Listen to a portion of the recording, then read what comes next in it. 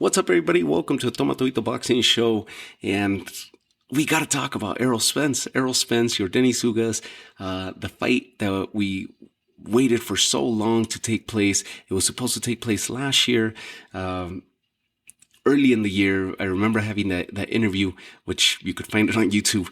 I remember having that interview with Errol Spence when I caught up to him during a Virgil Ortiz-Maurice Hooker event in Texas, where he said that he was in negotiations with Yordenis Ugas back then. That was March of 2021.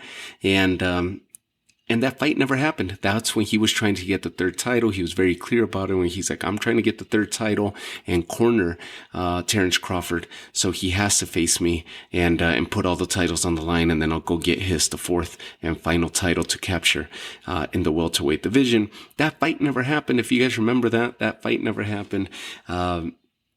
Errol Spence, instead of Yordenis Ugas, ended up securing a fight with Manny Pacquiao, which was supposed to take place in August. He ended up suffering an eye injury during his training camp in preparation for that fight, and came in Yordenis Ugas. The WBA, by the way, that whole mess that happened last year, which we covered in multiple episodes, the whole mess that the WBA had created with the Super World Champion and the regular World Champion and the multitude of titles that they had, they ended up getting into some controversy because Manny Pacquiao petitioned to be reinstated as the champion, whereas Yordenis Ugas was the regular champion at that time.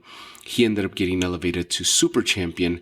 They had Manny Pacquiao as champion in recess, and he basically ended up losing that status as a champion. Yordenis Ugas was elevated to super champion, and they basically created a tournament after the Yordenis Ugas victory over Manny Pacquiao, which obviously Spence doesn't end up fighting because of his injury, so he ends up sitting out the rest of the year.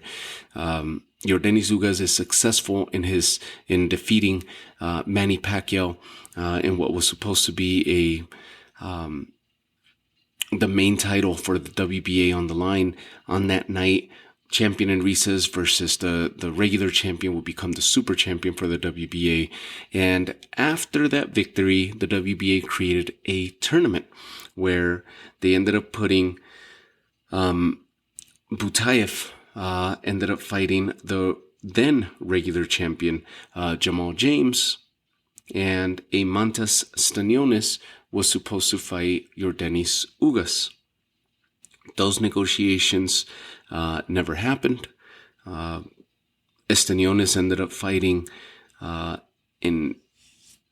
he ended up not fighting, actually. He ended up facing Luis Collazo in August of last year, and that was Luis Collazo's final fight of his career, where he hung up the gloves after that stoppage.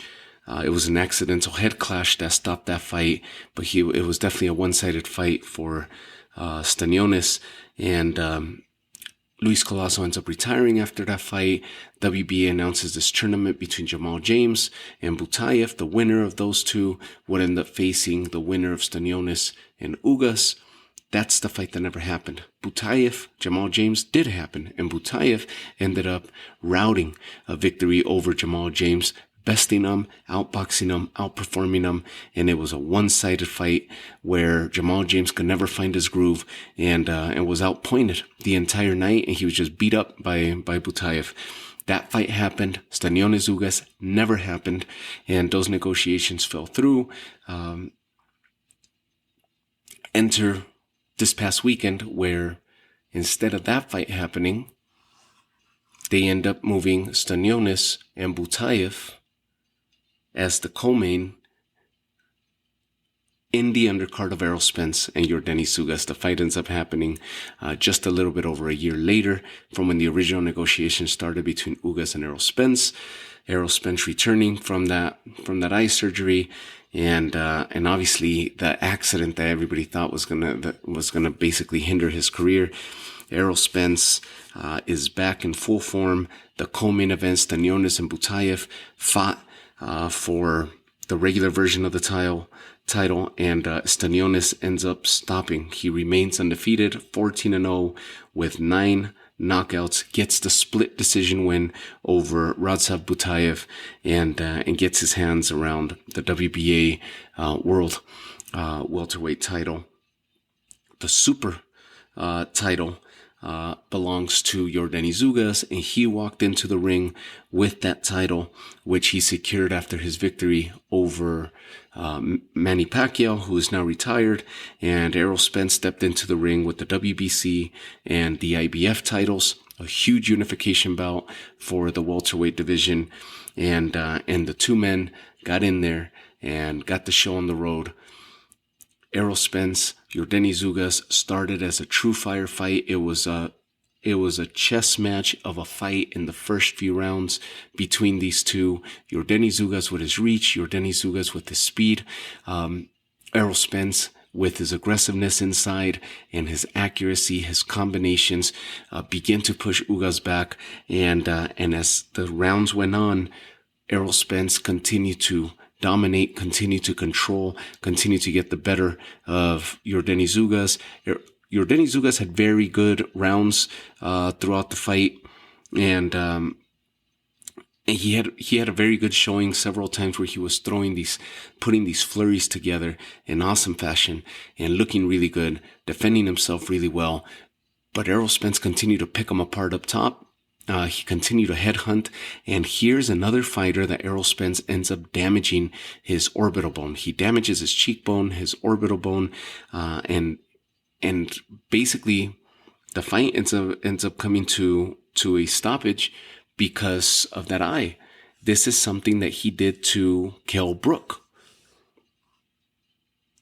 And he's done it before. He seems to pinpoint on that side of the face. He's very accurate, and it's the same injury that Kell Brook suffered at the hands of Errol Spence, and now Yordenis Ugas suffered that injury, and it was really, really bad. Yordenis Ugas was not going to quit. If it wasn't for the doctor stepping in there and getting him out of there, he was not going to stop. He was not going to stop, and the fight ends up getting called. Errol Spence unifies the welterweight division. He has 3 titles. This is what he set out to accomplish. He has 3 titles. The one remaining sole title is around the waist of one Terrence Crawford, and this is the fight that we're clamoring for. Somebody else that we saw there, I mean, we're looking at all the up-and-comers in the welterweight division. Errol Spence is maybe 1 or 2 fights away from announcing his arrival to the 154 because he's been talking about that for a while. He wants to move up to 154 with this victory, as dominant as he's been. And again, you listen to the commentators, you listen to something that I constantly comment here, and I frequently comment on my prior episodes, as to the recency bias of these commentators, where as soon as they finish watching a fighter, they say that they're the absolute best. There's no way that anybody else could beat them in the world, this and that. That's the case for Terrence Crawford when he fights, and here was the case again for Errol Spence, where he just looked flawless. Everybody's saying that he should be atop the division, atop the world, atop the pound for pound lists, you name it. The recency bias is always big. It's people just go with the flow as far as what they're seeing in front of them at the moment. The fight to make is Terrence Crawford and Errol Spence. We've been asking for it for the last 4 years, if not longer. It picked up more steam in the last 3 years. And it just doesn't happen. This is something that's dating back to 2017, 2018, when it was really picking up. Here we are in 2022, 2019. A lot of people asking for it, 2020, 2021. And here we are. The fight still hasn't been announced. Let's keep our fingers crossed, and let's hope that this fight happens this calendar year, because there is a lot of up-and-coming talent. Cody Crowley is one who is in that division. He ended up stopping a faded fighter in Josecito Lopez, someone who's in the latter stages of his career. Cody Crowley is known for being a well-known sparring partner to a lot of big names in boxing, but he wasn't he wasn't super impressive. He's impressive at the stage at where he's at, except he doesn't recognize where he's at the moment, and he's already calling out for the big names. He wants the title shots. He wants the big names. I think somebody like Mean Machine would end up stopping Cody Crowley. I feel like somebody like Maurice Hooker would end up stopping Cody Crowley. Definitely. A Virgil Ortiz or Conor Benn, if he gets into a fight with those guys, he's going to be hurt and be stopped. Let alone mentioning Jaron Ennis. Jaron Ennis, or we get into a Terrence Crawford, we get him into a fight with Errol Spence. I mean, even a Yordenis Ugas, they would stop him. If he ends up fighting Butayev, that to me, Butayev is going to be, and Stanionis, they're going to be atop the division for years to come and challenging for that top spot for years to come for whoever remains in that division. Stanionis, Butayev would give headaches to Crawford and Spence, respectfully. Cody Crowley's not there yet, but he's already calling those names. Now, jumping off of the conversation with Errol Spence, another fight that was really big, two big fights that were also, I mean, holy crap. I mean, my brain's scrambling right now. I look at Brandon Lee. Brandon Lee, he ended up fighting on the undercard. He beat Zachary Ochoa by unanimous decision.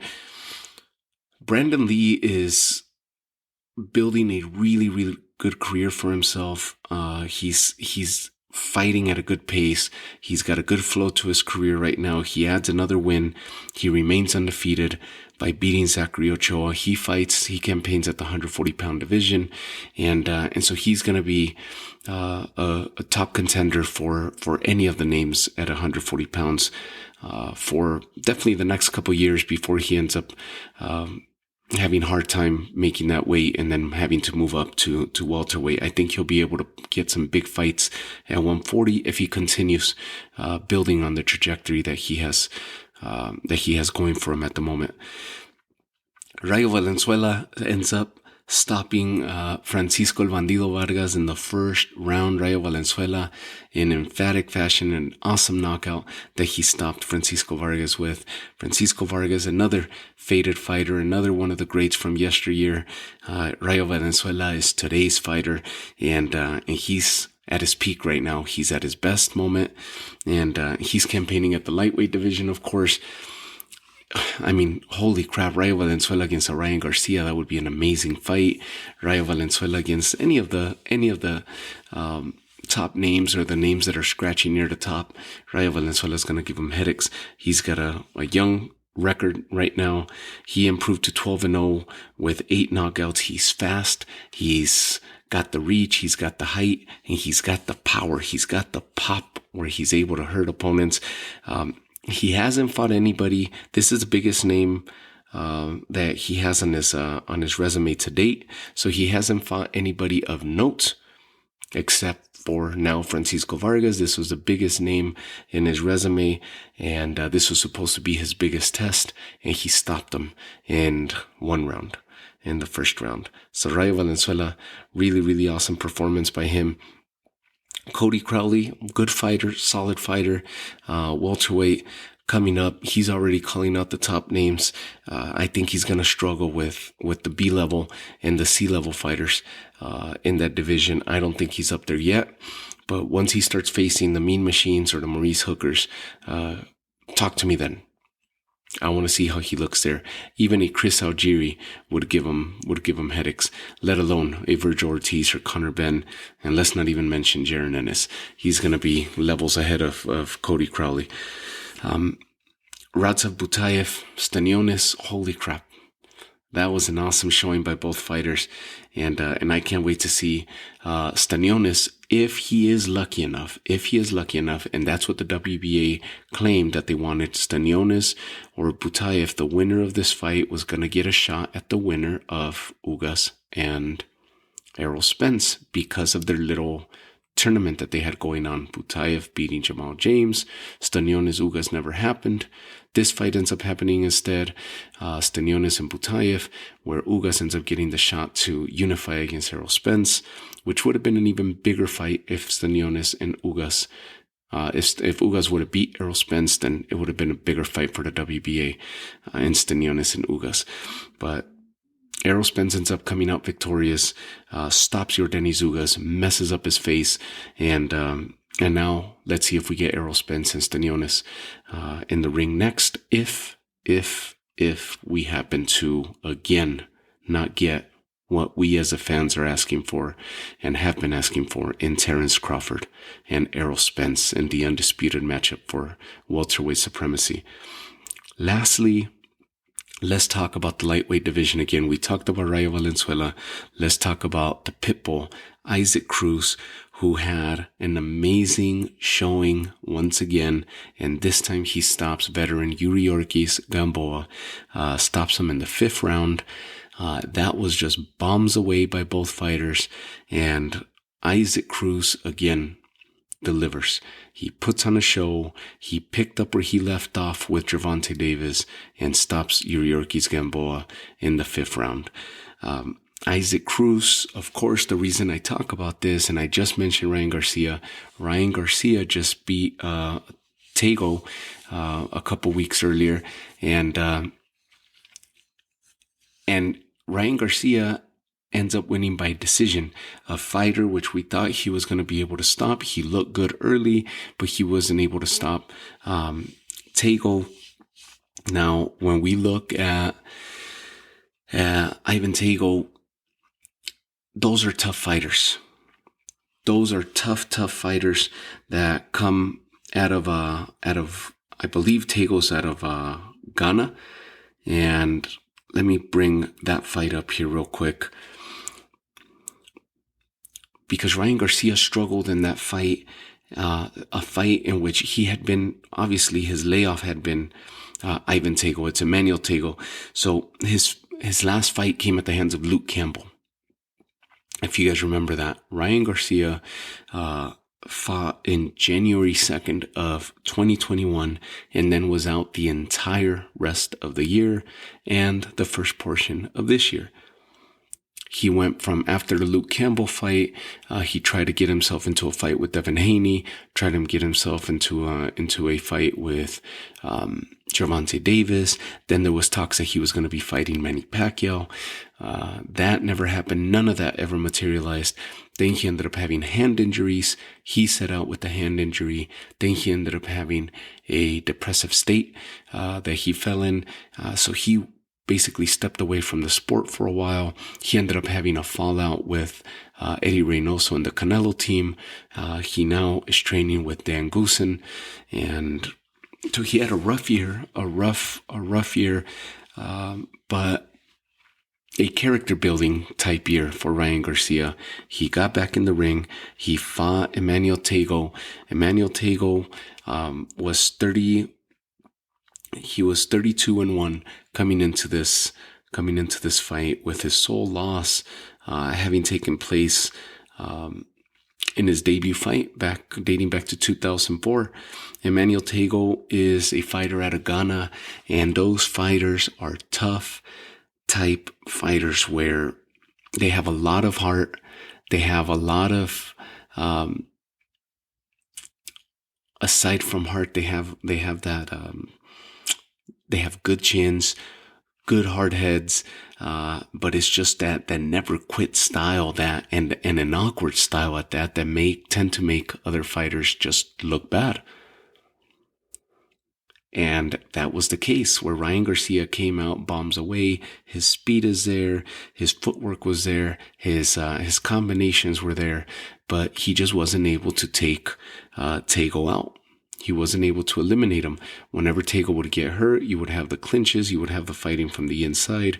Tego trying to land some bombs, which he did successfully land a couple punches on Ryan Garcia. Dangerous punches at that, because they landed right on the chin. Ryan Garcia ended up shining, but the job was harder for him than it should have been. He thought he could have stopped this guy. A lot of people thought he was going to stop Tego, and he tried, but he wasn't able to. So he ends up getting a decision win. Ryan Garcia does.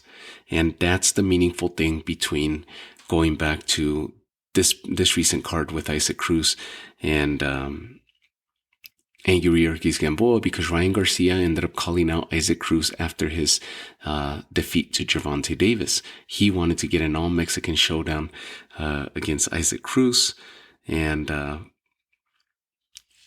of course, the back and forth started on social media.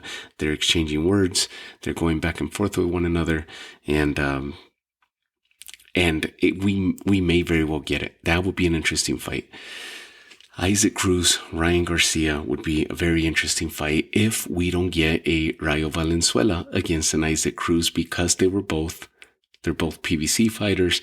They're both on the same card. We could likely get Ryan Garcia or Rayo Valenzuela against Isaac Cruz. That would be a good firefight. Maybe push Rayo Valenzuela against Ryan Garcia. But if Isaac Cruz and Rayo Valenzuela end up, Isaac Cruz and Ryan Garcia end up stepping into the ring with one another, that would be a hell of a fight, where you got a fighter that comes forward, who is shorter and comes forward and throws nothing but power, all punches with bad intentions, versus a speed, an agile fighter, a speedy fighter, a combination style fighter with good footwork, something that may very well give Isaac Cruz trouble. So he's coming off that December fight with Gervonta Davis, which was supposed to be a one-sided type victory for Gervonta Davis, and his work was cut out for him when Isaac Cruz showed up to fight. And he showed up winning fans. His stock went through the roof after his performance over Gervonta Davis, and now people were looking forward to seeing him step in the ring again, and he stops a veteran in Yordenis Gamboa. So Isaac Cruz is must-watch TV. He's a fan favorite at the moment, and we'll see what's next for him. If, in fact, the talking continues. After this fight, the talking continued from Ryan Garcia's end, from Isaac Cruz's end, and so the banter's there, the bickering, the back and forth is there. If these fighters end up securing a fight with one another, that's going to be one fight to watch. Definitely an interesting one, because the hype is there and the buildup is already there. The storyline's there. As for our main event, to close out this episode, come on, the powers that be, the boxing powers that be, let's get Errol Spence, let's get Terrence Crawford to face against one another. Let's get this fight once and for all. This is an era in boxing right now where we're starting to get champions fighting champions. We're starting to get away from the so-called quote-unquote Mayweather effect, where it was low risk, high reward, fighting faded fighters, accumulating names on your resume, or getting big paydays for low retention by way of opponents. We're starting to get a lot of unifications, a lot of title fights, and a lot of meaningful fights within each respective division. And this is what's made boxing so great for me in the last couple of years, what's made it so exciting for me as a boxing fan, and I'm sure for you as well. Charlo Castaño is coming up later this year in the 154, all titles on the line. For the women, Eden Cedillos and Franchon Cruz Zern, all titles on the line on the women's end. Amanda Serrano is going to be moving up 2 weight divisions to challenge Taylor for all of her titles. George Kambosos, Teofimo Lopez, they fought for all of Teofimo's titles, with the exception of the controversial WBC, which the WBC title belongs to Devin Haney. So fought for 3. And the lineal title, IBF, WBA, WBO, and the lineal ring title. And Kambosos took those titles from him. Big fight. Big fight. Shakur Stevenson is going to be challenging, or actually not challenging, but unifying with Oscar Valdez. WBO, WBC unification bout on the same date as Amanda Serrano, Katie Taylor. Champions are fighting champions. We just had Triple G unify against Ryota Murata, a huge fight with huge implications for Triple G, especially because it fell through in December and the stakes got even higher with the Canelo stakes as far as payday and Canelo stakes, where he's going to be fighting Dimitri Bivol come Cinco de Mayo. He's going up, not just he's the undisputed champ at 168. Now he wants to go conquer the 175, challenge Bivol for his title. And so now he's going for another title. Champions are fighting champions. And those stakes got higher for Triple G because of the delay from the pandemic-related delay from December in Japan. Triple G and Ryota Murata end up fighting for not just unifying titles, but if Triple G won, he gets himself into the Canelo stakes and potentially gets himself in line for that long-awaited trilogy fight between him and Canelo, which are Canelo's plans to fight Bivol, and then should he be victorious, he would fight Triple G later in the year and potentially close out the year shooting up to challenge in the cruiserweight division Ilunga Makabu, Don King's bread and butter at the moment in Makabu, who's a WBC cruiserweight champ at the moment. So Canelo's daring to be great. He's moving up divisions. He's trying to challenge other champions and trying to see which champion he could defeat and then go after their title. But he's trying. He's testing the waters. He's testing himself. He's pushing himself to do good things and to cement his legacy. Champions are fighting champions. I want to see Errol Spence, Terrence Crawford, get that fight on. I mean, look, Bam Rodriguez, Carlos Cuadras, that was a hell of a fight earlier in the year. Chocolatito and Martinez, that's another hell of a fight that we had. In the women's side, they're having amazing fights themselves. The heavyweights, I mean, holy crap, Tyson Fury's a week away. And hopefully we get Usyk and Joshua in the rematch. Champions are fighting champions. Can we please have this happen in the welterweight division where they unify the entire division and fight for the undisputed title between Errol Spence and Terrence Crawford? We just had a huge unification bout here this past Saturday where Errol Spence and Ugas. Errol Spence said he was going to go after Ugas. He went after Ugas. He stopped Ugas. Ugas in his amazing showing after Manny Pacquiao, his fight with Manny Pacquiao. 54 Milagros is his nickname, 54 miracles. And look at him. He steps into the ring. He shows up in shape, and he was just bested by a better fighter in Errol Spence. And in the co-main event, another title on the line.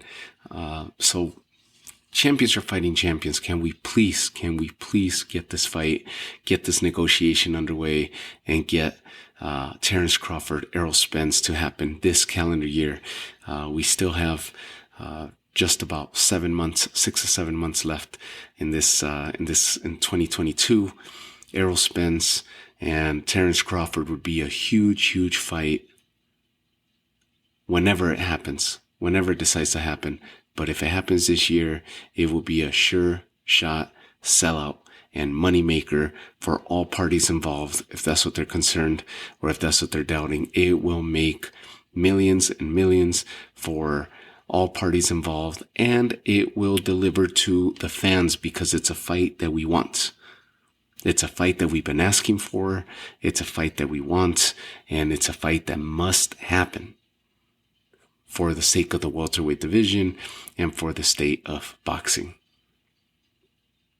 So thank you guys again for tuning in. Hope you enjoyed this long-winded episode and coverage of Errol Spence's dominant victory over Yordenis Ugas and the many other fights that took place on the undercard. Main takeaway, Rayo Valenzuela's a stud. Isaac Pitbull Cruz is a stud. And let's hope to see him against King Rai in the near future, should that happen. And Stanionis, another stud. Butayev, another stud. What an amazing fight between those two. If Crawford and Spence doesn't happen, let's get Stanionis and Spence and unify the WBA title. And for Spence to continue cementing his body of work in the welterweight division before he moves up to 154. So thank you guys again for tuning in. Thank you for all the support. Don't forget to follow me on Instagram. Don't forget to check me out on Twitter. Follow me on Instagram. That's usually where you'll find the page as I post scorecards and the episodes as they relate, as I'm releasing them. And then obviously you already know how to find me. I'm available in every single one of the major podcast platforms out there. So whatever your favorite platform is, where you happen to find me, continue to do so. I will stay on there. Thank you guys. Share the love, share the word, and have your friends and family follow the episode, and check out my content. Thank you guys for the love, for the support. Don't forget to subscribe and follow, and I'll talk to you guys all on the next episode. Take care of yourselves. Have a great night.